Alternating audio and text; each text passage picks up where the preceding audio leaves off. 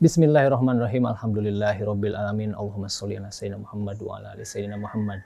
Masih dipancarkan dari Jalan Masjid Silaturahim nomor 36 Kalimagis Cibubur Bekasi, Radio Silaturahim dan juga Rasil TV untuk Islam yang satu.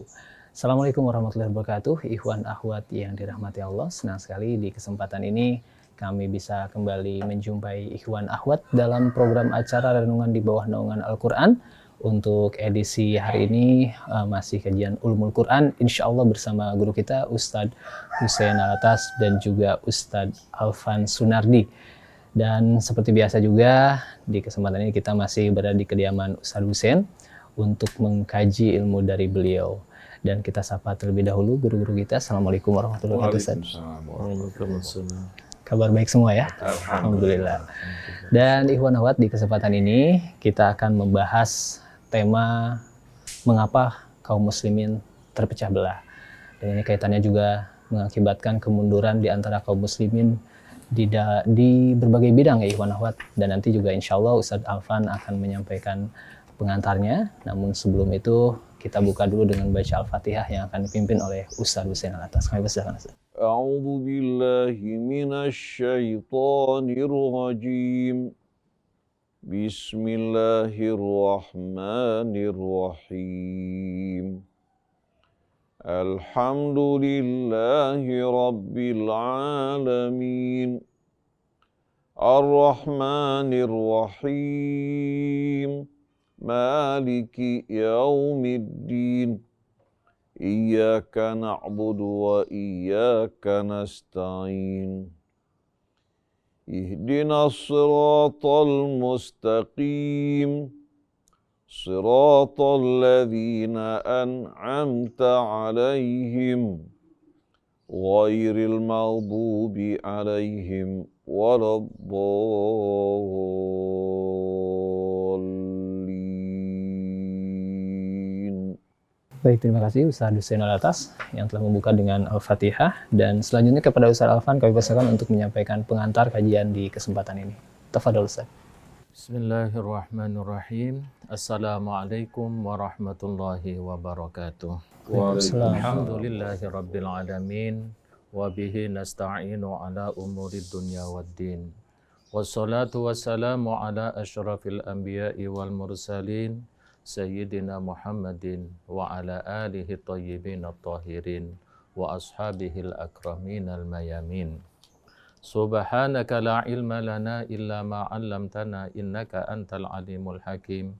Rabbi shrah li sadri wa yassir li amri wahlul 'uqdatam min lisani yafqahu qawli amma ba'du. Ikhwan akhwat pemirsa televisi Silaturahim dan pendengar radio Silaturahim, alhamdulillah kembali kita terpilih untuk menerima nikmat-nikmat dari Allah Subhanahu wa taala. Buktinya pada pagi hari ini kita mampu untuk meluangkan waktu untuk mengadakan introspeksi diri lalu mengkaji kitab suci Al-Qur'an. Mudah-mudahan apa yang kita lakukan ini betul-betul mendapatkan bantuan bimbingan dari Allah Subhanahu wa taala sehingga dicerahkan alam pikiran kita, dicerdaskan kita sehingga tepat dalam mengaplikasikan agama ini dalam kehidupan kita sehari-hari. Jemaah yang dimuliakan oleh Allah Subhanahu wa taala, dalam renungan kali ini kita mengambil subtema dari tema yang telah 2 sesi kita bicarakan. Tema itu berjudul mengapa orang-orang muslim ini tertinggal, terbelakang, tidak maju, sementara orang lain yang tidak muslim ini justru mengejar kemajuan dan memimpin peradaban kehidupan di saat kita berada dalam kehidupan dunia ini. Maka sebagai subtema kemarin telah kita bicarakan indikator umat muslim ini tidak maju dan mengalami kemunduran, ya diantaranya adalah terutama inti poinnya adalah ulama-ulamanya tidak mencerdaskan masyarakatnya. Ulama-ulamanya adalah berebut untuk mencapai dan membangun mahligai kehidupan materi. Sehingga dari situ keluarlah fatwa-fatwa, statement yang justru menghancur leburkan kebersatuan kita sebagai umat muslim ini. Maka dalam subtema kali ini kita akan merenungkan, kalau misalkan kemarin mengapa umat muslim ini terbelakang, maka indikatornya adalah ulamanya. Sekarang kita akan membahas dan merenungkan mengapa umat muslim ini terpecah belah. Limadza tafarraqal muslimun? Mengapa umat muslim ini terpecah belah menjadi kepingan-kepingan yang tidak mempunyai kesatuan dan tidak mempunyai kekuatan. Padahal di hadapan mereka itu mempunyai kitab yang sama, yakni kitab suci Al-Quran. Mereka mempunyai nabi yang sama, mereka bertuhan-tuhan yang sama, bahkan mereka mengucapkan kalimat yang sama, La ilaha illallah Muhammadur Rasulullah. Salatnya pun menghadap kiblat yang sama, dan jumlah rakaatnya juga sama. Zuhur 4, Asar 4, Maghrib 3, Isya 4, Subuh juga 2. Sama sebetulnya. Lalu mengapa umat muslim ini justru gontok-gontokan dan kayaknya sangat bangga dengan berpecah belah itu. Sehingga banyak di kalangan umat muslim ini mengklaim dirinya yang paling benar sementara yang lain. Dan ini bisa kita saksikan. Yang NU mengaku paling benar, yang Muhammadiyah mengaku paling benar, begitupun yang lain, Persis, yang lain-lainnya, PKS, semuanya mengaku paling benar. Maka kita renungkan pada pagi hari ini, dan insya Allah kita akan mendapatkan pemaparan pencerahan dari guru kita bersama tentang kondisi kita yang sekarang ini, yang sering sekali bangga terhadap jargon-jargon ormas, atau bangga terhadap warna bendera, sementara ajaran yang sangat esensi yang mengajarkan tentang kebersatuan itu kita tinggalkan. Sementara Allah mengatakan wa'tasimu bihablillahi jami'an wala tafarraqu, dan ayat ini sungguh sangat familiar kita dengar bersama. Artinya kita disuruh bersatu. Mana wujud kesatuannya kalau misalkan sekarang ini kita masih membesarkan perbedaan itu dan mengklaim diri kita paling benar. Nah, dari situlah mungkin satu sebab dari sebab-sebab mundurnya kita, sehingga kita tidak mencapai peradaban yang sukses dalam kehidupan kita sehari-hari ini. Maka insya Allah sebagai pendahuluan demikian, mudah-mudahan kita berharap dan berdoa kepada Allah apa yang akan dipaparkan oleh guru kita bersama betul-betul merasuk ke dalam jiwa dan hati nurani kita, sehingga nantinya kita terbuka cakrawala kita. Oh, ternyata kita dalam keseharian ini, ternyata kita membesarkan sesuatu yang tidak pantas dibesarkan dan meninggalkan ajaran yang sangat esensi, yaitu kebersatuan umat muslim ini. Maka demikian Ustadz, kepada beliau waktu falyatafaddal mashkuran Ustadz. A'udzu billahi minasyaitonir rajim. Bismillahirrahmanirrahim. Alhamdulillahi rabbil alamin, hamdan katsiran tayyiban mubarakan fih kama yuhibbu rabbuna wa yarda. Allahumma salli wa sallim wa barik ala abdika wa rasulika sayyidina wa nabiyyina Muhammadin wa alihi wa sahbihi wa sallim. Subhanaka la ilma lana illa ma 'allamtana innaka antal alimul hakim. Wala hawla wala quwwata illa billahil aliyyil azim. Rabbana zidna ilman wa alhiqna bis salihin. Waj'al lana lisana sidqin fil akhirin. Waj'alna min warathati jannatin na'im. Wala tukhzina yawmaddin yawma la yanfa'u malun wala banun illa man atallaha biqalbin salim. Rabbana ighfir lana wa li ikhwanina alladhina sabaquna bil iman wa la taj'al fi qulubina ghillan lil ladzina amanu rabbana innaka ra'ufur rahim. Amma ba'du, ikhwan akhwat pendengar pemirsa yang dirahmati Allah, Ustadz Alvan Sunardi yang menemani kita pagi hari ini, Kang Rizal, begitu juga Neza, kemudian rekan kita yang sebentar lagi insya Allah akan memasuki kehidupan rumah tangga Ahawil. Insya Allah mudah-mudahan ada saudara Husain bin Ali Al-Haddad, ada Ibu Alfan yang menemani kita pagi hari ini, kaum muslimin dan muslimat yang dirahmati Allah. Kepada seluruh anak bangsa kita, salamullahi alaikum jami'an wa rahmatullah wabarakatuh.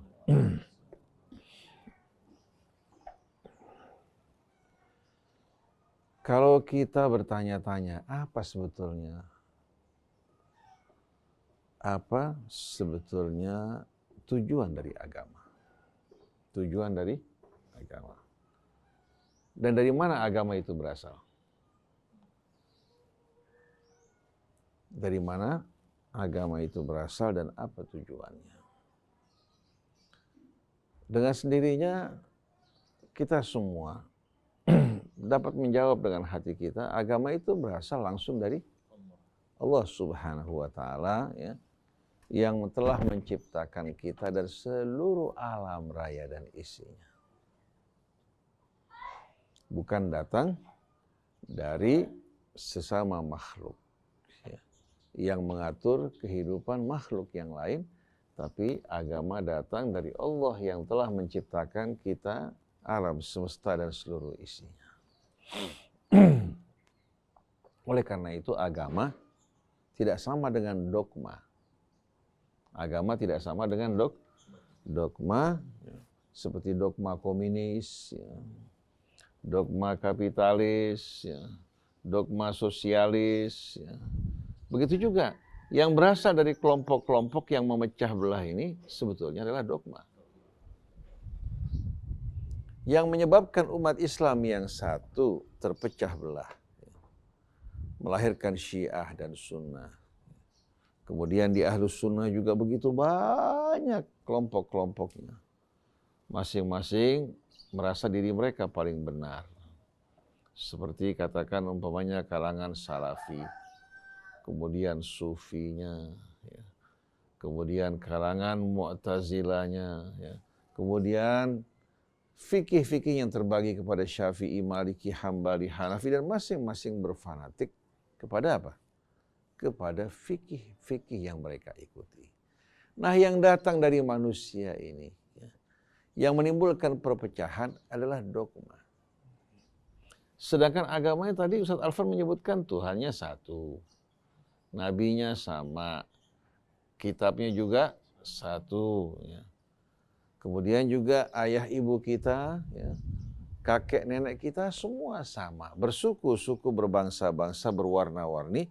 Itu hanya perbedaan di luar, tapi esensinya sama. Berarti kan yang menyatukan kita semua sama kan?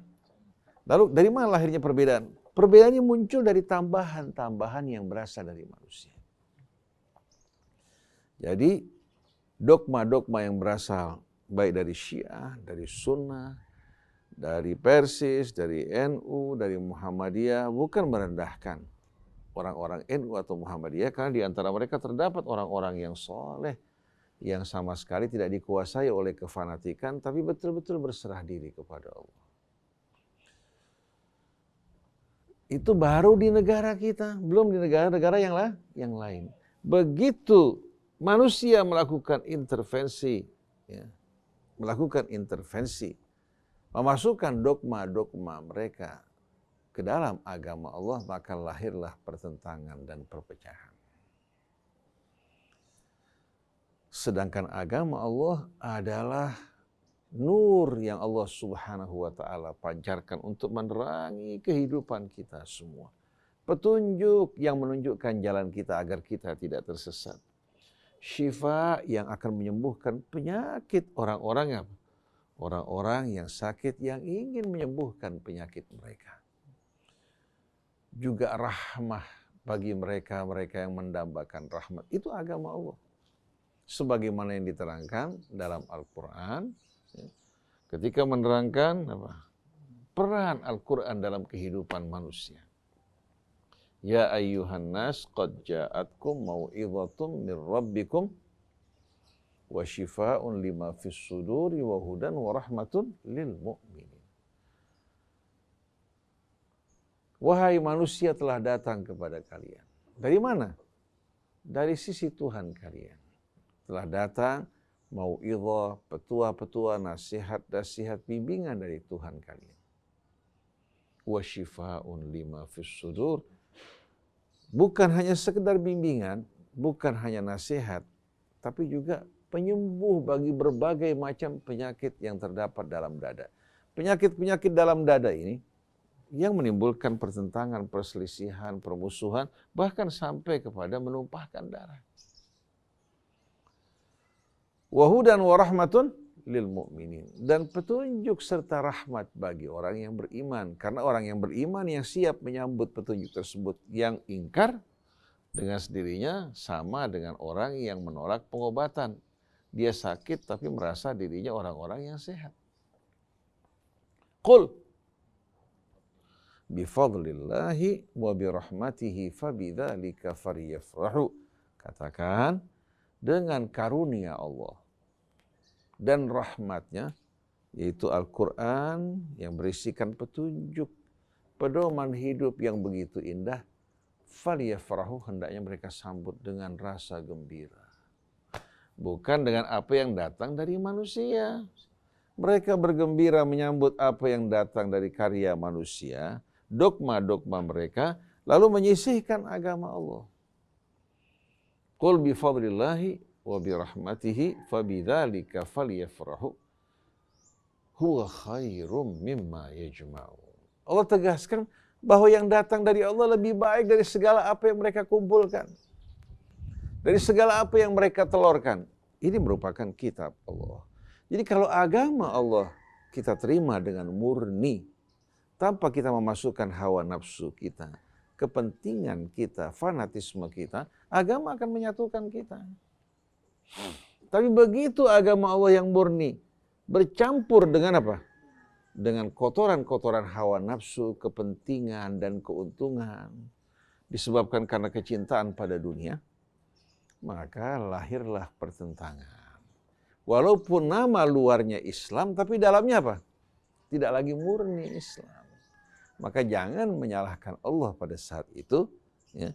Jangan mengatakan janji Allah tidak dipenuhi, Islam tidak menyatukan, tapi koreksi diri kalian. Nah, kalau kita ikuti ayat-ayat Al-Quran yang menerangkan kepada kita sebab-sebab pertentangan perselisihan, bukan hanya pada masa Nabi kita, dari mulai masa lampau.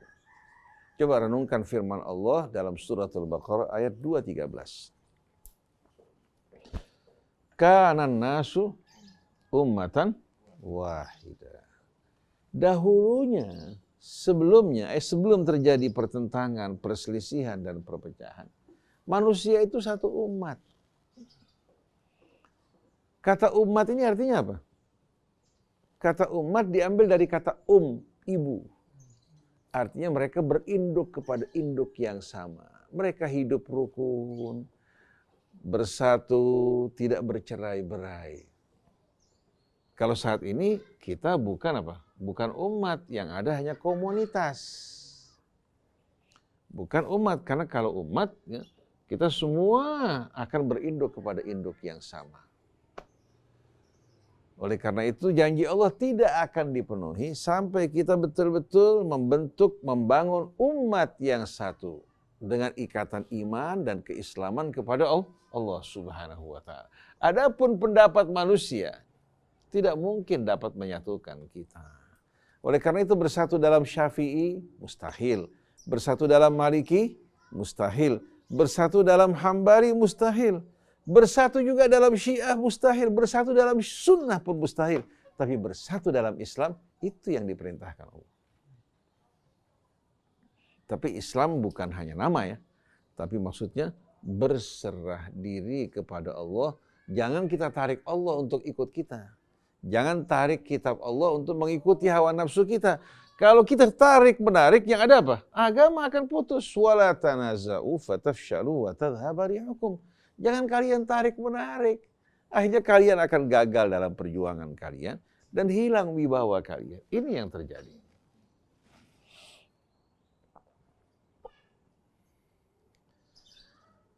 Kana nas ummatan wahidah.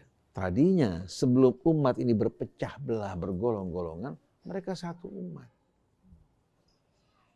Kemudian ada keterangan yang tidak disebutkan di sini, tapi difahami dari siyaqul ayah, dari redaksi ayat. Faba'athallahu an-nabiyyina mubasyirin. Ada jumlah yang tidak disebutkan karena apa? Karena jelas. Jadi kana nasu ummatan wahidatan fakhtalafu. Tadinya mereka satu umat, kemudian mereka berselisih dan bercerai-berai. Nah, pada saat umat manusia yang tadinya satu bercerai-berai dan berselisih, faba'athallahu an-nabiyyina mubasyirina wa mundhirin. Maka Allah utus para nabi, nabi demi nabi, rasul demi rasul, mubasyirin, membawa kabar gembira bagi mereka yang mau mengikuti petunjuk Allah. Wa mundhirin, dan memberikan peringatan kepada mereka yang sedang lengah, yang lupa, dan keluar dari jalan kebenaran. Faba'athallahu nabiyyina mubasyirina wa mundhirin wa anzala ma'ahumul kitaba bil haqqi liyahkuma bainan nasi fima ikhtalafu fi. Lalu Allah turunkan Alkitab bersama mereka. Apa tujuan dan fungsi Alkitab? Liyahkuma bainan nasi fima ikhtalafu fi, agar Alkitab dijadikan sebagai hakim yang menuntaskan perselisihan yang berkecamuk di antara mereka. Jadi menjadikan Alkitab sebagai hakim, bukan sebagai mahkum. Kalau sekarang kita sebaliknya. Dulu mereka menjadikan kitab sebagai hakim, akhirnya menyelesaikan persoalan mereka. Sekarang Alkitab harus mengikuti doktrin setiap kelompok dan golongan. Masing-masing mengaku mengikuti Quran, kitab Allah, tapi sebetulnya mereka mengambil ayat-ayat yang cocok dengan dogma mereka. Tidak heran kalau mereka berselisih. Jadi Allah turunkan bersama mereka Alkitab liyahkuma bainan nasi fima ikhtalafu fi, untuk memutuskan di antara manusia ya, perselisihan yang berkecamuk di antara mereka. Wa makhtalafa fi ila alladziina utuhu min ba'di ma ja'atuhumul bayyinatu baghyan bainahum. Lalu siapa yang berselisih? Siapa yang berselisih? Orang bodoh apa orang yang tahu? Ternyata yang berselisih bukan orang bodoh, para jamaah sekalian. Yang berselisih ini orang yang telah menerima Alkitab. Wa makhtalafa fi, dan tidak berselisih dalam kebenaran dalam kitab Allah kecuali orang-orang yang telah diberikan Alkitab. Kita bertanya kenapa? Apa sebabnya? Baghyan bainahum. Disebabkan karena baghyan bainahum. Apa arti baghyan bainahum? Dalam bahasa Arab kata bagha yabghi itu, ya, bagha yabghi itu sebetulnya arti asalnya ingin, berhasrat. Oleh karena itu sampai saat ini ya, kita lihat di negara Arab mereka menggunakan kata bagha yabghi untuk keinginan. Ishtabghi, ishtibgha, ishtabghi, ishtibgha. Madza turid, apa yang kamu inginkan? Cuma ya, kata al-baghyu ini biasanya digunakan untuk hasrat keinginan yang menyelewengkan manusia. Hasrat keinginan ya, yang menyelewengkan, ya, yang menjerumuskan orang dalam perbuatan aniaya. Oleh karena itu Allah melarang al-baghyu. Innallaha ya'muru bil adli wal ihsan wa ita'i dzil qurba wa yanha 'anil fahsya wal munkari wal bagh. Al-baghyu bahagian dari munkar, disebutkan khusus karena gara-gara hasrat-hasrat seperti ini yang tidak benar membuat akhirnya orang baik jadi apa? Rusak. Mereka-mereka yang menginginkan jabatan kebanyakannya untuk melakukan perbaikan, apa kebanyakannya untuk kepentingan diri? Kalau mereka yang naik menjadi pejabat betul-betul menjalankan amanat Allah, niscaya mereka akan mampu melakukan perbaikan. Begitu juga wakil-wakil rakyat. Tapi sayang, mereka dikuasai sebagian besarnya oleh al-baghyu. Nah, al-baghyu ini bila telah masuk ke dalam hati seseorang, mulai menguasai hatinya, maka tidak ada harapan bagi orang ini untuk apa? Untuk membawa kebaikan. Apalagi kalau orang ini berasal dari kalangan ulama yang berilmu. Maka waliyadzubillah, orang semacam ini betul-betul amat sulit untuk dapat berubah. Kalau tidak mustahil, orang semacam ini, orang yang benar-benar angel untuk diobati. Kenapa? Karena bukan orang bodoh. Orang yang tahu kitab Allah. Di saat diingatkan, dia mengatakan, saya lebih tahu tentang kitab Allah. Saya hafal Al-Quran dari mulai kecil. Jadi kamu nggak perlu mengajarkan saya.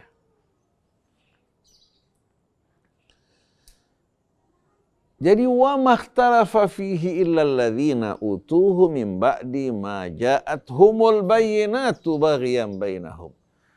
Dan tidak berselisih dalam kebenaran. Tidak terjadi perpecahan kecuali dimulai dari mereka-mereka yang diberikan Alkitab. Setelah jelas bagi mereka apa? Ayat-ayat Allah dan keterangannya. Artinya bukan mereka tidak paham, jelas bagi mereka. Tapi yang membelokkan, menyelewengkan mereka, baghyan bainahum. Ini yang mengerikan.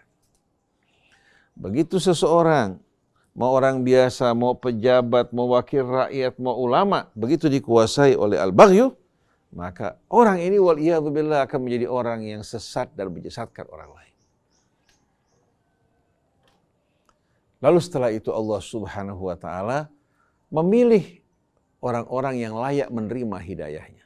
Fahadallahu alladhina amanu limakhtalafu fihi minal haqqi bi'idni.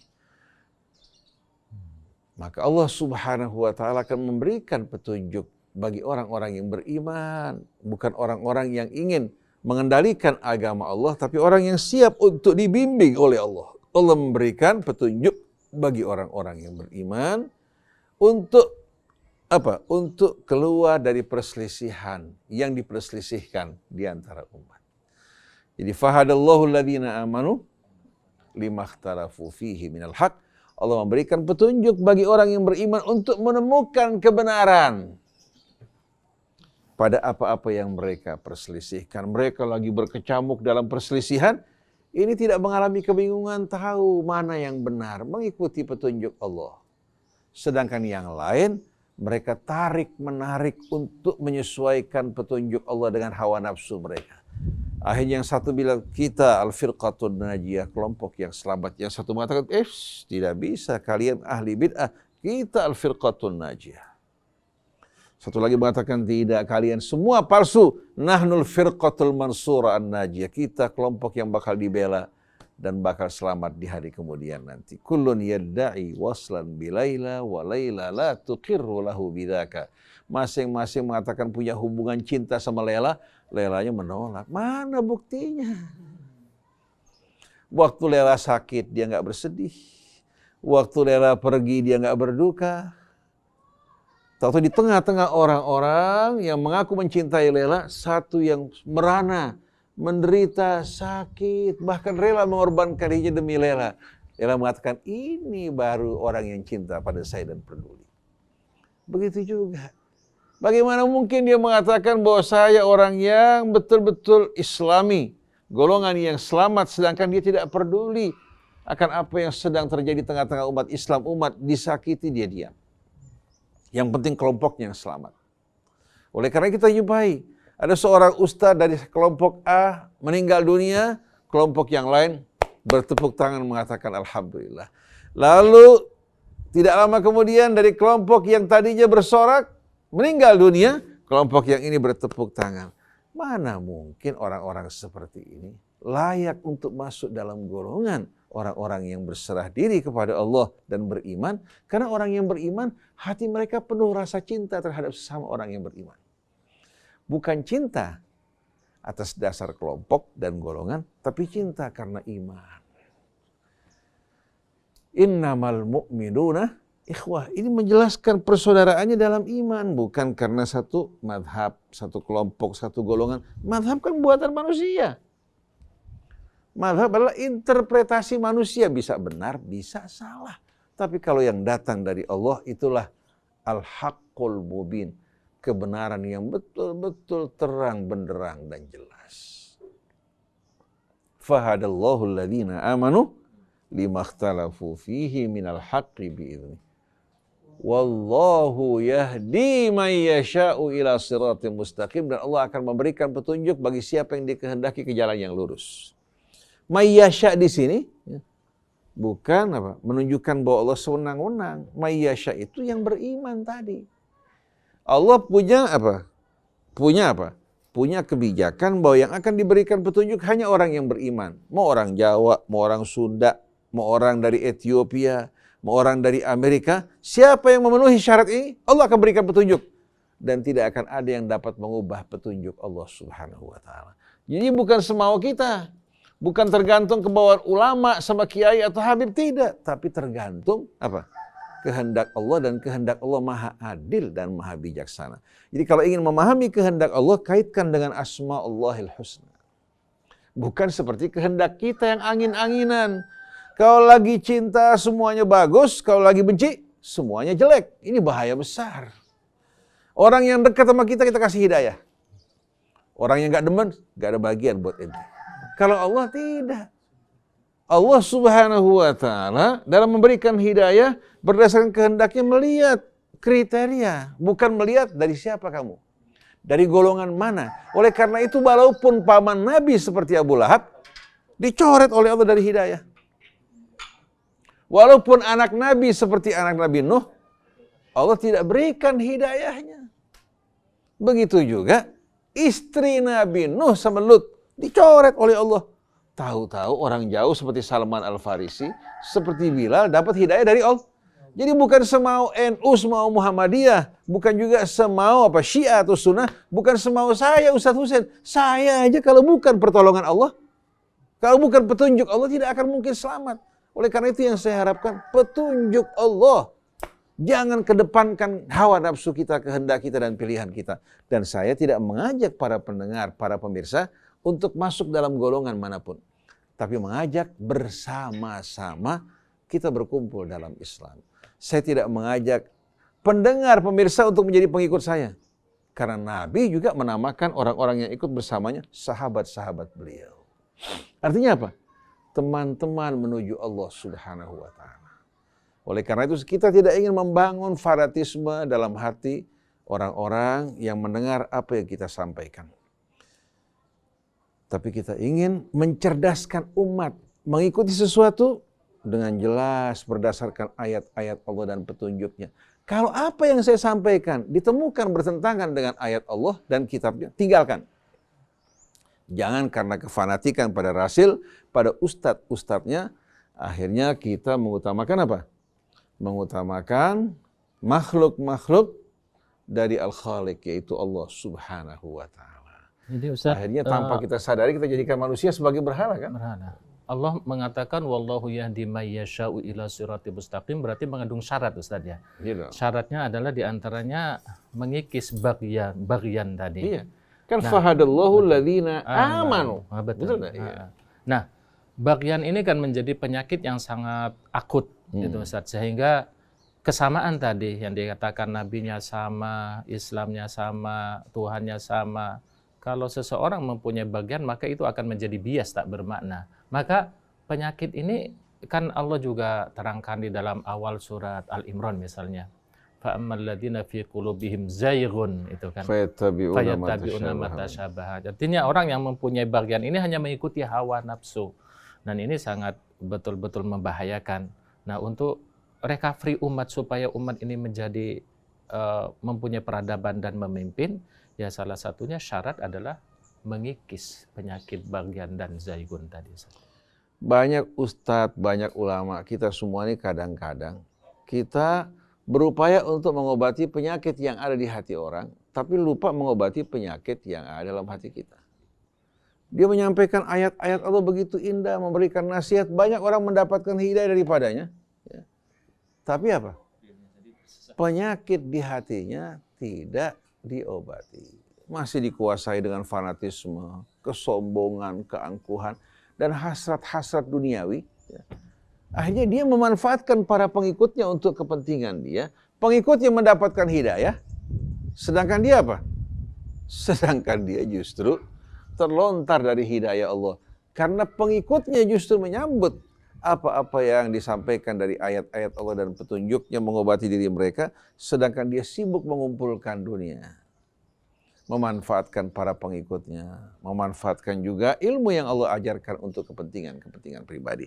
Nah sekarang kita akan lanjutkan membaca ayat-ayat yang lain. Karena kalau dibacakan hanya satu ayat, ya, mereka mengatakan apa?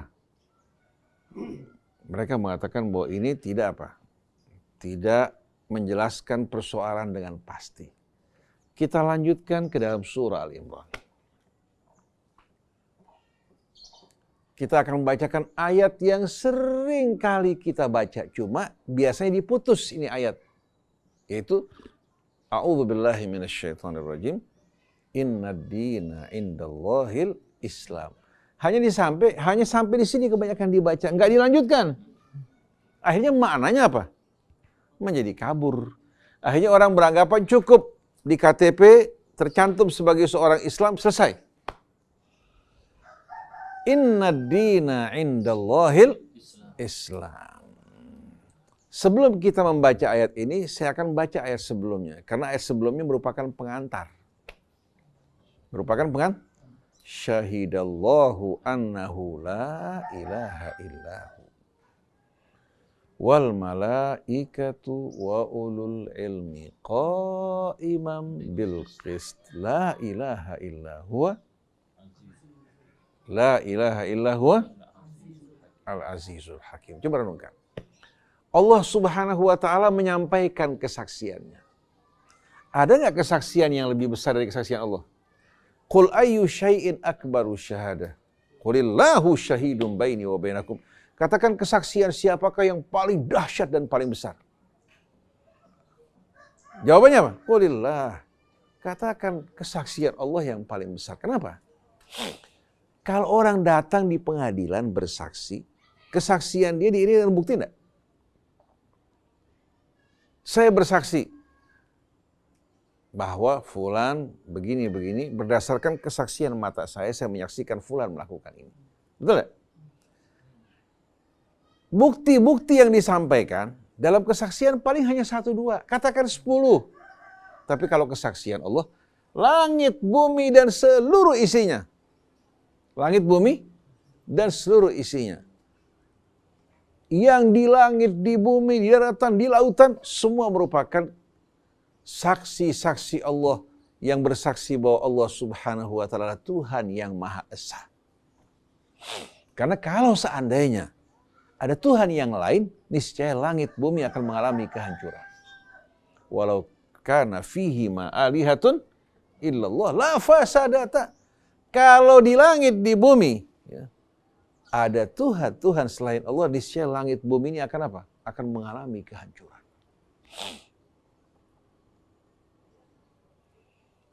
Oleh karena itu, bukti-bukti fakta-fakta yang terdapat di langit dan di bumi, termasuk dalam diri kita, yang menunjukkan keseimbangan, keharmonian, keselarasan, menunjukkan bahwa pencipta penatanya satu. Kalau ada pencipta penata yang lain, pasti akan terjadi kehancuran. Satu. Yang kedua, keseimbangan, keharmonian di alam raya ini menunjukkan apa? Allah Subhanahu wa ta'ala maha adil, lagi maha bijaksana dan maha tahu. Tanpa ilmu, ya, yang mencakup dan meliputi apa? Meliputi alam raya dan seluruh isinya, mengatur, mengendalikannya, niscaya alam raya ini akan mengalami apa? Niscaya alam raya akan mengalami apa? Akan mengalami kerusakan. Begitu juga apa? Begitu juga tanpa kebijaksanaan tidak mungkin akan tercipta keseimbangan di alam raya. Maka Allah menyampaikan kesaksiannya. Syahidallah, Allah Subhanahu wa ta'ala bersaksi, menyampaikan kesaksiannya. Dan bukti-bukti kesaksiannya di mana-mana termasuk diri kita. Syahidallahu annahu la ilaha illahu. Bahwa tiada ilah selain dari Allah. Kalau ada yang mengklaim bahwa ada Tuhan selain dari Allah, silahkan bawa bukti kesaksian dari Tuhan tersebut. Wal malaikah, para malaikat juga bersaksi. Wa ulul ilmi, dan orang-orang yang berilmu juga turut bersaksi. La ilaha illallah qaiman bil qist. Di samping dia bersaksi bahwa dirinya Tuhan yang Maha Esa, dia juga bersaksi diikuti oleh malaikat dan orang yang berilmu qaiman bil qist. Dia memerintah alam raya dan seluruh isi dengan penuh keadilan. La ilaha illahu wal azizul hakim. Tiada ilah selain daripadanya yang maha perkasa lagi maha bijaksana. Ini kesaksian ini luar biasa indahnya kan? Ada yang bisa membantah tak? Ada nggak kesaksian yang lebih dahsyat dari ini? Oleh karena itu orang yang meyakini ada Tuhan selain dari Allah, baik yang meninggalkan Allah, yang menyembah Tuhan-Tuhan selain dari Allah, baik lebih dari 2, lebih dari 3 atau 1000, semua orang-orang yang terjerumus dalam kebohongan dan kepalsuan. Oleh karena itu beda antara kebenaran dan kebatilan. Famadza ba'dal haqqi illa dhalal. Di luar kebenaran adalah kebatilan. Nggak ada yang namanya apa? Ada sesuatu yang berada di tengah-tengah. Famadza ba'dal haqqi illa dhalal. Tapi kalau pendapat manusia, bisa saja pendapat saya menangkap sebagian kebenaran, pendapat kamu menangkap sebagian kebenaran. Contohnya, ada satu bangunan, segi 5. Saya melihat dari timur. Yang satu melihat dari barat. Yang satu melihat dari utara. Yang satu melihat dari selatan. Kira-kira tampilannya beda apa tidak? Beda kan? Tampilannya beda. Berarti apa? Kita manusia ini masing-masing menangkap sebahagian kebenaran. Kalau disatukan, akan lahir kebenaran yang lebih sempurna. Tapi kalau Allah Subhanahu wa Ta'ala, ilmunya meliputi segala sesuatu. Oleh karena itu jangan sekali-kali kita samakan antara apa? Antara kebenaran yang datang dari Allah dengan pendapat manusia. Jangan samakan antara kebenaran yang datang dari Allah dengan pendapat yang datang dari manusia walaupun dia seorang profesor ahli. Oleh karena itu Einstein membuka wawasan berpikir umat manusia. Ketika dia pada akhir hidupnya setelah meneliti, setelah mendalami, melakukan berbagai macam eksperimen, ternyata dia menemukan pengetahuan manusia bersifat relatif. Artinya apa? Tidak mutlak. Bisa saja yang saat ini diyakini ya, dalam keadaan tertentu ternyata muncul variasi-variasi baru perkembangan yang sebelumnya tidak tahu. Dulu orang beranggapan atom merupakan benda terkecil. Ternyata atom terurai. Atom terurai. Dulu orang mengatakan bahwasannya bakteri ini merupakan makhluk yang kecil. Ternyata bakteri ini ada lagi apa? Ada lagi bakteri yang lebih kecil yang melekat padanya. Ada tungau, ternyata dalam tungau apa? Di atas tungau ada lagi tungau yang lebih kecil yang melekat padanya. Dalam satu tetes air seujung pena, ternyata terdapat bermiliar-miliar makhluk yang hidup ya mirip dengan apa? Dengan koloni-koloni manusia. Cuma mata kita tidak melihat betapa apa? Remehnya pengetahuan manusia dibandingkan dengan ilmu Allah. Maka jangan kita menyombongkan diri kita. Apalagi kita di hadapan kitab Allah berbicara sebagai guru, sebagai hakim, bukan sebagai makhluk yang menerima bimbingan, petunjuk Allah Subhanahu wa Ta'ala. Kita lanjutkan. Setelah Allah menjelaskannya bahwa alam raya seluruhnya bersaksi bahwa tiada Tuhan selain dari Allah dan dia memerintah dengan penuh keadilan, maka menunjukkan bahwa alam raya seluruhnya berserah diri kepada Allah. Afa ghaira dinillahi yabghun walahu aslama man fis samawati wal ardi tau'an wa karhan wa ilaihi yurja'un. Apakah mereka ingin mengikuti agama selain dari agama yang datang dari Allah? Padahal apa? Seluruh yang di langit dan di bumi, baik secara rela, secara terpaksa, mereka semua tunduk kepada Allah Subhanahu wa Ta'ala. Rela artinya dengan pilihannya. Ya. karha, walaupun dia nggak mau. Katakan seperti orang-orang yang kafir, walaupun mereka tidak mau. Ya. Tapi apa? Seluruh eksistensinya sebetulnya tunduk pada Allah. Jantungnya bekerja dengan apa? Dengan kendali Allah Subhanahu wa ta'ala. Paru-parunya kembang kuncup, walaupun dia kafir dan ingkar, ikut siapa? Ikut Allah. Pencernaannya? Mengikuti Allah, bukan mengikuti Stalin, Lenin, Bush, ya, atau Obama, dan lain sebagainya, tapi mengikuti Allah Subhanahu wa ta'ala. Lalu wakil-wakil rakyat kita, pejabat-pejabat kita, walaupun mereka menolak apa yang datang dari Allah, termasuk Pramudi apa? Arya atau Abu Janda, yang sering melecehkan agama Allah Subhanahu wa ta'ala. Jantungnya bekerja dengan siapa? Dengan kendali Allah, pencernaannya juga. Kalau dia mengatakan bukan, sama-sama kita minta pada Allah Subhanahu wa ta'ala untuk membuktikan kebenarannya. Kalau kamu menolak, ingkar hal ini, kita minta kepada Allah untuk menghentikan semua fungsi organ tubuh kamu. Mau enggak? Diserahkan kepada kamu untuk menangani masalah ini. Jadi kalau kita lihat, baik secara sukarela atau tidak, sebetulnya mereka tunduk kepada Allah Subhanahu wa ta'ala. Walahu aslama man fis samawati wal ardh wa ilaihi yurja'un. Kemanapun mereka akan melarikan diri, pada akhirnya mereka dikembalikan pada Allah Subhanahu wa ta'ala. Jadi mereka-mereka yang pada saat ini menyombongkan diri, melecehkan agama Allah, tidak perlu tergesa-gesa. Silahkan Anda menonton, nanti apa? Akhir dari apa? Drama-drama yang sedang mereka perankan pada saat ini. Nah, kita berharap kita termasuk orang yang tidak menyombongkan diri, tidak memandang remeh orang lain, tapi orang yang berserah diri kepada Allah. Dan tidak ingin mengajak umat untuk menjadikan kita sebagai kiblat mereka, tapi ingin mengajak umat bersama-sama kita menuju Allah Subhanahu wa ta'ala. Nah, setelah Allah menjelaskan ya, hal yang amat penting yang menjadi dasar dari kehidupan, inna dina indallahil Islam. Sesungguhnya agama ya, yang diakui, diterima di sisi Allah adalah al-Islam. Artinya apa? Penyerahan diri kita secara total kepada Allah, sebagaimana langit, bumi, semuanya berserah diri kepada Allah. Kalau bukan kepada Allah Tuhan kita, kepada siapa kita mau berserah diri? Pada dukun? Pada pengusaha? Pada pejabat menjual kita punya iman? Akhirnya kita berbicara dengan hal-hal yang tidak benar. Wal'iyadzubillah. Jadi kebodohan yang luar biasa, makhluk yang dimuliakan Allah mau menyerahkan dirinya kepada sesama makhluk. Akhirnya karena diperintahkan untuk melakukan penyimpangan yang tidak benar, hanya dengan kepingan-kepingan dunia, dia korbankan semua kebahagiaan hidupnya. Maka Imam Ali mengatakan orang yang paling rugi, yang bodoh, orang yang menjual akhiratnya untuk dunianya. Ada lagi yang lebih bodoh, yang lebih rugi.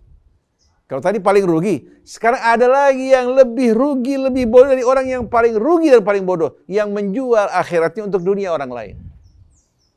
Bukan untuk dunianya. Dia melayani orang, cuma dapat apa? Potongan-potongan keping yang gak berarti, atau makan yang jatuh dari meja, sedangkan bosnya di atas makan justru yang paling besar. Seperti seekor anjing, disuruh berburu. Begitu mendapatkan buruan dibawa ke hadapan tuannya, si anjing yang capek-capek bekerja, dikasih seiris daging, yang lain dimakan oleh tuannya. Si anjing bermain sirkus, lompat sana, lompat sini bekerja. Selesai permainan, tuan yang menerima keuntungan dari orang-orang yang menyaksikan. Sedangkan si anjing paling diberikan apa? Makan potongan-potongan irisan-irisan daging sama tulang masuk dalam kandang. Nah, kalau manusia seperti ini mengerikan apa tidak? Wal'iyadzubillah. Nah, ada orang-orang yang suka hidup seperti ini, seperti anjing sirkus. Atau menjadi anjing penjaga, atau anjing pemburu. Seperti yang Quran sebutkan dalam surat Al-A'raf, wal'iyadzubillah. Kita ini manusia merdeka yang dimuliakan Allah. Walaqad karramna bani Adam. Allah muliakan kita. Jangan lihat harta. Harta orang boleh tinggal di sebuah gubuk yang kecil, hidup sederhana, tapi dia manusia mulia di mata Allah. Allah tidak ridha kalau seorang merendahkan dirinya karena yang satu kaya merendahkan dirinya. Yang satu berkuasa menginjak-injak. Atau yang diberikan nasab mulia meremehkan orang ini. Ini orang di mata Allah mulia. Jadi Allah memuliakan kita semua, tahu-tahu kita mau merendahkan diri kita di hadapan materi duniawi atau pemilik-pemilik materi. Ini kerugian yang besar luar biasa. Nah, keberhasilan dakwah Nabi kita Muhammad SAW bukan membodoh-bodohi masyarakat, bukan menindas mereka atau memanfaatkan mereka, justru apa? Mengingatkan akan kemuliaan mereka hingga Bilal dari apa? Manusia yang dianggap sampah menjadi orang yang mulia. Salman Al-Farisi yang berasal dari Persia, ya, bukan dari bangsa Arab, ditempatkan di tempat yang mulia, sedangkan Abu Lahab ditempatkan di tempat yang rendah padahal dia paman Nabi. Nah, kalau kita ingin membawa kemuliaan bagi umat Islam, muliakan umat Islam. Jangan muliakan harta. Akhirnya pejabat-pejabat, pengusaha-pengusaha yang kita muliakan karena harta dan usaha mereka, akhirnya mereka menindas dan menginjak-injak martabat kita. Kemudian mengendalikan kita wal'iyadzubillah ke arah yang tidak benar. Dan yang tidak betul-betul masuk di akal, yang amat mengherankan. Kalau seorang tuh bangga apa? Saya baru ketemu pejabat fulan. Saya duduk di sampingnya berdekatan, luar biasa. Dan dibilang, Ustadz tidak perlu takut. Kalau ada apa-apa di jalan, menghadapi persoalan, hubungi saya Ustadz. Si Ustadz terima kasih, nuwun. Bayangkan coba. Sengaja bahkan kalau dia jalan si Ustadz, dia ingin apa? Untuk keamanannya pakai nomor seri polisi. Ada lagi yang pakai apa? Topi polisi taruh di depan apa mobilnya. Bukan berlindung kepada Allah Subhanahu wa Ta'ala. Dia manusia yang dimuliakan Allah berlindung pada topi polisi. Atau kan nomor seri yang dibuat apa? Keluarga polisi kan kesian luar biasa. Oleh karena itu, orang-orang yang jiwanya merdeka, bebas, mulia, orang yang paling bahagia hidupnya. Walaupun jalan kaki, merdeka. Betul enggak? Jalan kaki, dia merdeka, nggak ada yang menguasai dia. Dia makan dari nikmat Allah, dia bilang Alhamdulillah, lakal hamdu ya Rabb. Dia mengatakan asbahna wa asbahal mulku lillah. Aku masuk di waktu pagi, semua kerajaan kekuasaan milik Allah. Dia nggak melihat raja-raja palsu di muka bumi ini yang menyombongkan diri. Tapi yang dilihat Allah. Oleh karena itu kalau kita bergaul sama orang yang kaya, bukan karena kekayaannya. Sama yang miskin tidak melihat miskinnya. Duduk sama-sama betapa indahnya hidup ini. Karena orang yang memuliakan manusia, Allah muliakan dirinya. Yang merendahkan manusia, Allah jatuhkan dirinya.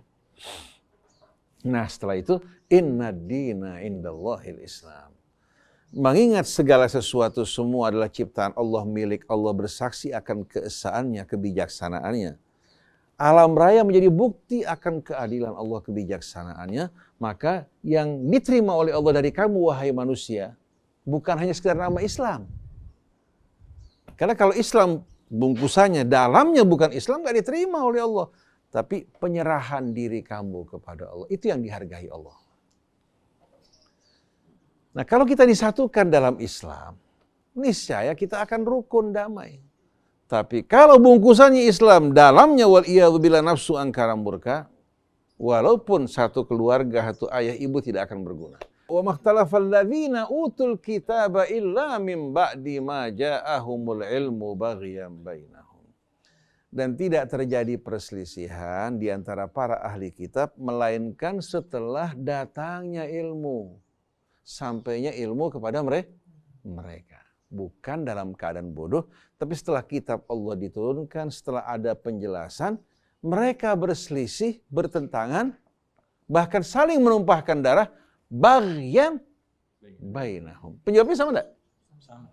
Penyebabnya sama, baghyan bainahum. Begitu mulai muncul hasrat-hasrat keinginan duniawi ya, yang menyimpangkan seseorang, maka agama Allah yang murni bagikan susu sebelanga rusak oleh apa? Oleh tuba atau nila sesendok. Allah Subhanahu wa Ta'ala tidak akan menerima dari kita kecuali penyerahan yang murni. Begitu bercampur dengan tuba hawa nafsu, maka penyerahan tersebut tidak akan diterima oleh Allah. Wa man yabtaghi ghairal islami dinan falan yuqbala minhu wa huwa fil akhirati minal khasirin. Barang siapa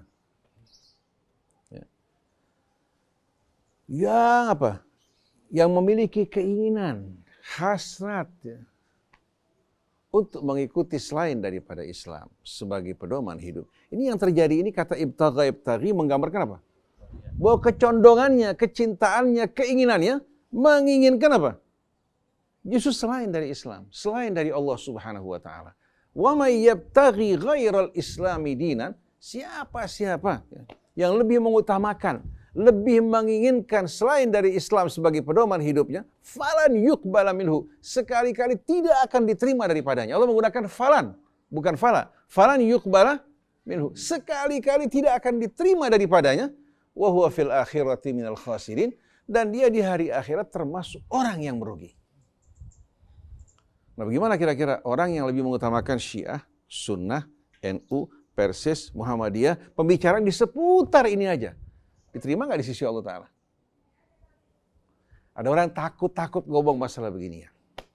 Tapi ini mesti disampaikan. Orang yang lebih condong kepada kelompoknya, golongannya, kepada madhabnya, melebihi Islam, maka orang seperti ini orang yang tidak memiliki harapan di hari akhirat nanti. Pada zaman Rasul ada nggak kelompok-kelompok golongan ini? Nggak ada sama sekali. Jadi waman yabtaghi ghairal islami dinan falan yuqbala minhu wa huwa fil akhirati minal khasirin. Jadi inna dina indallahi Islam. Wa makhtalafa alladhina utul kitaba illa min ba'di ma ja'ahumul ilmu baghyan bainahum. Dan tidak terjadi perselisihan di antara para ahli kitab kecuali setelah datangnya ilmu kepada mereka, setelah datang penjelasan dari Allah, yang menjadi penyebab adalah baghyan bainahum, hasrat keinginan ini yang membawa dan menjerumuskan mereka dalam penyimpangan. Mereka lebih mengutamakan hawa nafsu mereka, dunia mereka, dari keridhaan Allah Subhanahu wa ta'ala. Wa may yakfur bi ayatillah fa innallaha sari'ul hisab. Siapa yang ingkar terhadap ayat-ayat Allah, dia ingkari ayat-ayat Allah yang menyeru kepada persatuan, wa'tasimu bihablillahi jami'an wa la tafarraqu. Lalu mereka bilang, kami, akidah kami, golongan kami ini. Yang lain yang tidak sama dengan kami bukan orang-orang yang seiman dengan kami. Lalu kita bertanya, mulai kapan kamu mendirikan agama baru? Bagi diri kamu atau diri orang lain? Bukankah yang Allah turunkan bagi kalian Islam? Jadi kelihatannya banyak orang tidak menginginkan keselamatan. Yang mereka inginkan apa? Adalah memperjuangkan fanatisme dan hawa nafsu kelompok mereka. Kita kalau sudah seperti ini, begitu kita berjumpa dengan saudara kita yang berbeda dengan kita, langsung pandangan kita, sikap kita juga apa? Pasti akan apa? Akan tidak nyaman. Tapi kalau kita memandang semua orang yang bersyahadat an la ilaha illallah wa anna Muhammad Rasulullah sallallahu alaihi wasallam sebagai saudaranya yang mendirikan sholat. Adapun perbedaan dalam sholat yang bukan bahagian dari syariah yang diturunkan Allah Subhanahu wa ta'ala, yang merupakan perbedaan fikih yang bersumber dari interpretasi manusia, seharusnya kita berlapang dada dalam masalah ini. Jangan gara-gara ini kita pecah belah umat Islam sampai akhirnya melemahkan kekuatan kita. Wa may yakfur bi ayatillah, siapa yang mengingkari ayat-ayat Allah, fa innallaha sari'ul hisab. Silahkan kalian bersenang-senang, ya, mengikuti hawa nafsu kalian. Sesungguhnya Allah maha cepat hisabnya. Tidak lama lagi kamu akan meninggalkan dunia. Orang seperti saya ini, berapa lama lagi sih hidup? Masa yang saya lalui dulu lebih panjang dibandingkan sisa umur saya. Ya, kalau saya bicara mengajak orang kepada selain Allah, betapa beratnya akibat di hari kemudian nanti. Kalau dengan usia seperti ini kita menginginkan dunia, mengutamakan materi, mengutamakan hawa nafsu kita, betapa ruginya kita. Lebih baik kita gunakan untuk bertobat. Kembali pada Allah, mengajak orang kembali pada Allah Subhanahu wa ta'ala. Jadi para pendengar, para pemirsa tidak perlu ragu atau khawatir bahwa saya akan mengajak pendengar pemirsa untuk masuk dalam kelompok golongan tertentu. Sudah tinggal sedikit lagi kita nih, kembali pada Allah Subhanahu wa ta'ala. Apalagi dengan adanya COVID, bisa aja mendadak apa? Kita dipanggil oleh Allah Subhanahu wa ta'ala. Artinya ini bukan satu hal yang mustahil. Kita minta kepada Allah diberikan kesehatan, diberikan usia yang memberikan kesempatan kita bertaubat kembali pada Allah. Tapi kita nggak tahu apa yang bakal terjadi hari esok. Kemarin masih bertemu dengan teman kita, tahu-tahu dia dipanggil oleh Allah Subhanahu wa ta'ala. Ustadz, kalau misalkan ada pertanyaan menyikapi perbedaan ini, kalau mereka mengatakan bahwa perpecahan dan perbedaan adalah sebuah keniscayaan, artinya tidak bisa dihindari dengan berdalil surat Al-Hujurat ayat 13, ya ayyuhan nasu inna khalaqnakum min dzakari wa untha wa ja'alnakum syu'uban wa qabaila. Itu Ustadz, bagaimana jawabannya Ustadz? Banyak orang memahami ayat-ayat Al-Quran sepotong-sepotong. Sepotong-sepotong. Mereka menempatkan ayat Allah satu berbenturan dengan ayat-ayat yang lain. Sebagai contoh, Allah perintahkan wa'tasimu bihablillahi jami'an wa la tafarraqu. Mereka kaitkan dengan ayat yang terdapat dalam surat Hud, yaitu ayat 118. Walau sya'allah la ja'alan nasa ummatan wahidah. Kalau Allah kehendaki, ya, niscaya mereka akan menjadikan manusia semuanya satu umat. Wala yazaluna mukhtalifin, dan senantiasa mereka terus akan dalam keadaan berselisih. Illa marrahima rabbuk, kecuali yang dirahmati Tuhanmu. Yang dirahmati Tuhanmu yang mengikuti bimbingan petunjuk dari Tuhanmu. Walidzalika khalaqahum. Walidzalika khalaqahum. Sebahagian orang menafsirkan ayat ini walidzalika khalaqahum, untuk perselisihan pertentangan tersebut mereka diciptakan oleh Allah. Ini salah fatal. Walidzalika khalaqahum artinya apa? Untuk kebebasan mereka memilih sebagai manusia khalifah Allah Subhanahu wa taala yang diberikan akal, ya, sebagai ujian dari Allah Subhanahu wa taala. Allah memberikan kebebasan mereka memilih, Allah ciptakan mereka karena Allah mengatakan inni ja'ilun fil ardi khalifah. Artinya apa? Artinya Allah Subhanahu wa taala menempatkan di muka bumi ini makhluk bukan seperti malaikat yang hidup dalam kesucian tanpa hawa nafsu, tapi sebagai khalifah yang diserahkan amanat, yang diberikan pilihan, diberikan akal, juga menerima kehadiran Rasul dan Alkitab yang Allah turunkan. Jadi walidzalika khalaqahum bukan berarti untuk perselisihan mereka diciptakan, tapi Allah Subhanahu wa taala menciptakan mereka sebagai khalifah yang diberikan kehendak dan pilihan. Allah Subhanahu wa taala ciptakan mereka, faman syaa'a falyu'min wa man syaa'a falyakfur. Jadi memang perbedaan pertentangan di antara umat manusia di muka bumi ini merupakan hal yang apa? Yang tidak bisa terelakkan. Karena mereka diberikan pilihan, diberikan kehendak, ya, diberikan akal, diberikan hawa nafsu, mau tidak mau pasti akan apa? Akan terjadi perbedaan. Tapi untuk orang yang beriman, Allah perintahkan mereka bersatu dalam agama Allah, sisihkan hawa nafsu mereka, sisihkan pertentangan mereka, satukan hati mereka dalam keislaman pada Allah. Ini yang diterima oleh Allah.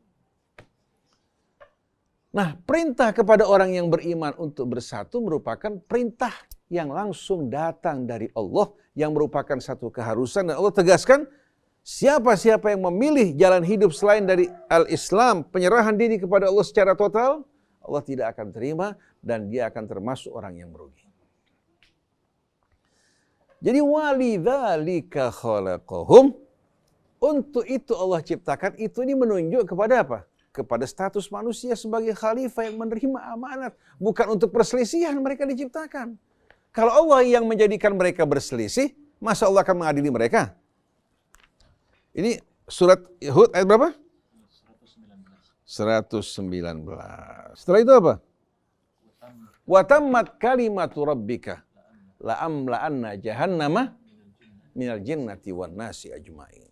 Ketika membaca ayat ini, mereka tidak fahami maksud dari ayat ini. Wa tammat kalimatu rabbika, dan telah sempurna kalimat Tuhanmu, tidak akan ada perubahan. Bahwa aku akan memenuhi api neraka jahanam. Minal jinnati wan nasi ajmain. Dari jin dan manusia semuanya. Maksudnya apa? Maksudnya apa? Dengan sendirinya nggak semua jin manusia masuk ke neraka. Betul enggak? Tapi minal jinnati wan nasi ajmain, mereka yang ingkar durhaka kepada Allah. Walakin haqqal qawlu minni la'amla'anna jahannama. Dalam surah Sajdah. La'amla'anna jahannama minkum ajmain. Dari siapa nih? Walau tara idzil mujrimuna nakisu ru'usihim inda rabbihim Rabbana absarna wa sami'na farji'na na'mal salihan inna muqinun. Walau syi'na la'atayna kulla nafsin hudaha walakin haqqal qawlu minni la'amla'anna jahannama minal jinnati wan nasi ajma'in. Dengan sendiri dari keterangan ayat sebelumnya, dikala kalian menyaksikan orang-orang yang melakukan kejahatan, menundukkan kepala mereka di hadapan Tuhan mereka. Mereka mengatakan, wahai Tuhan kami, sekarang kami telah melihat langsung. Dan mendengarkan langsung, artinya menyaksikan langsung apa yang Allah kabarkan sebelumnya. Rabbana absarna wa sami'na farji'na na'mal salihan inna muqinun. Ya Allah, kembalikan kami ke dunia, kami akan mengerjakan amal soleh dan kami betul-betul yakin pada saat ini. Artinya mereka sudah lihat jawaban, ya. Ini ujian sudah selesai, jawaban sudah terjawab. Mereka mengatakan, ya Allah luruskan kami dong. Sekarang kami betul-betul sadar, kami akan bersungguh-sungguh belajar. Sudah terlambat. Jadi mereka mengatakan bahwa kami, ya Allah, telah melihat, telah mendengar langsung apa yang dulu kamu kabarkan, sekarang menjadi kenyataan di hadapan kami. Farji'na na'mal salihah. Kembalikan kami untuk mengerjakan amal saleh, inna muqinun. Sesungguhnya kami benar-benar merasa yakin. Walau syi'na la'atayna kulla nafsin hudaha. Kalau kami mau, tanpa ujian ini, tanpa ada ujian nih, kalau kami mau, kami bisa memberikan kepada setiap jiwa petunjuknya. Walau syi'na la'atayna kulla nafsin hudaha. Kalau kami kehendaki, dengan pilihan kami dan kekuasaan kami, tanpa melalui ujian ini, kami bisa memberikan kepada setiap jiwa petunjuknya seperti malaikat. Tapi Allah menetapkan justru, ya, menetapkan apa? Untuk memasukkan orang yang beriman, beramal soleh ke dalam syurganya.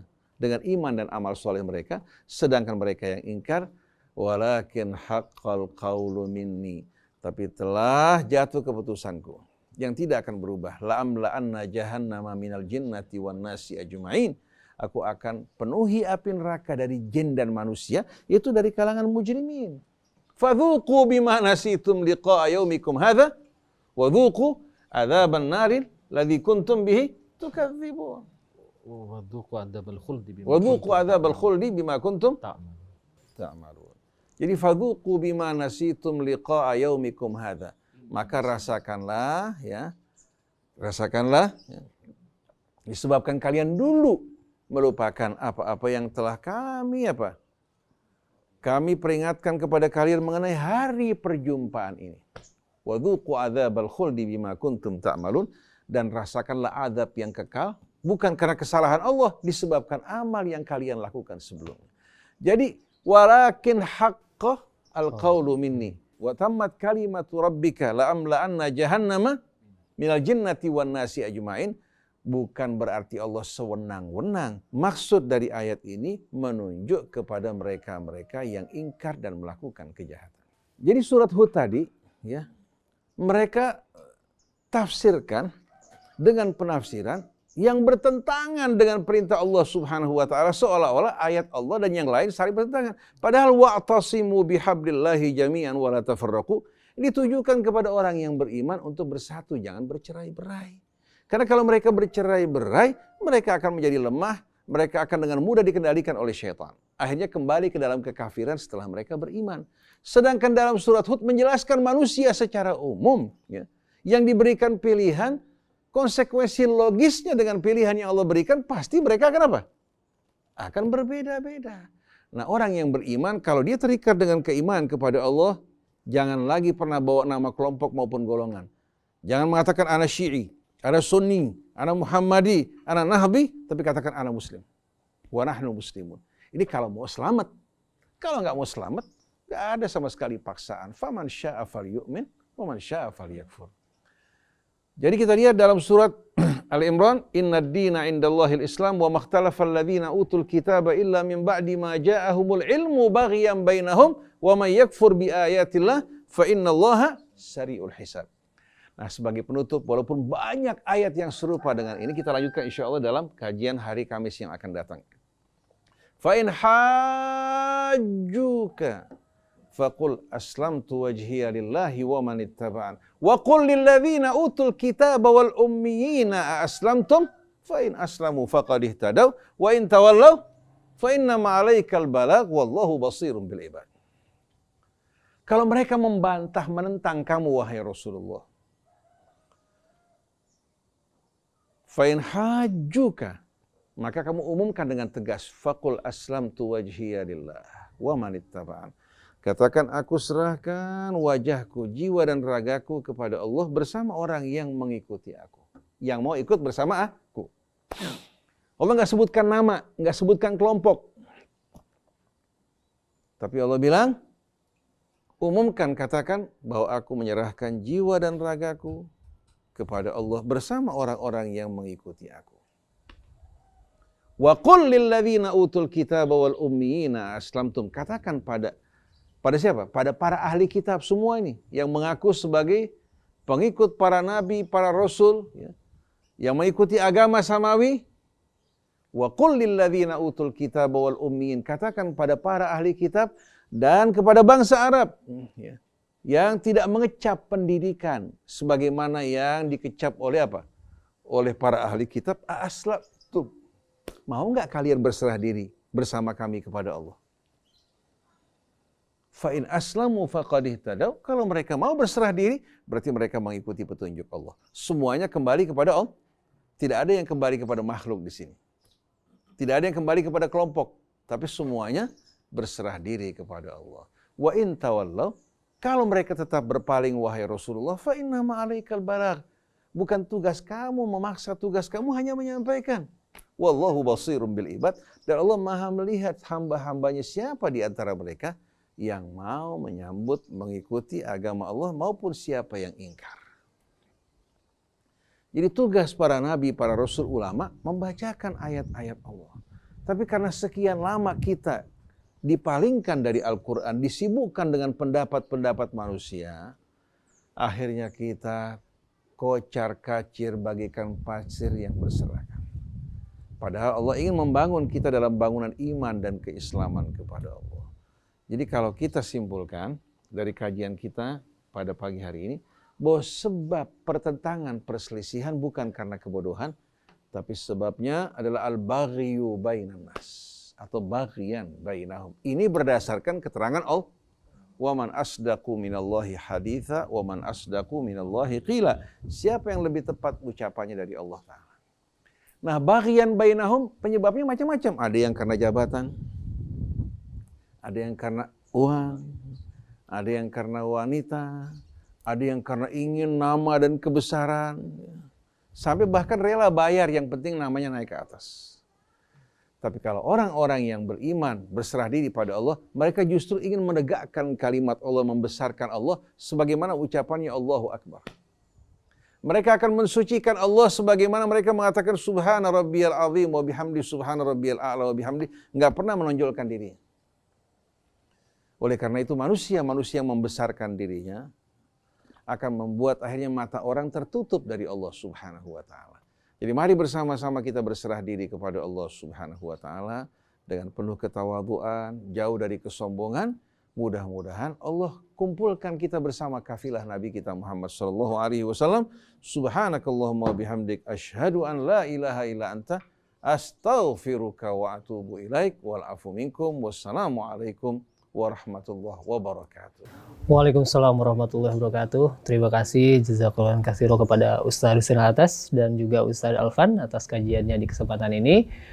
Ikhwan akhwat, kita akan bertemu di kesempatan yang akan datang di pekan depan insyaallah dalam Ulumul Quran bersama guru-guru kita ini. Kita doakan beliau selalu diberikan kesehatan. Amin. Sehingga masih terus memberikan ilmunya untuk kita semua. Ikhwan akhwat, terima kasih atas kebersamaannya. Semoga kita semua dapat memetik pelajaran dari kajian di kesempatan ini.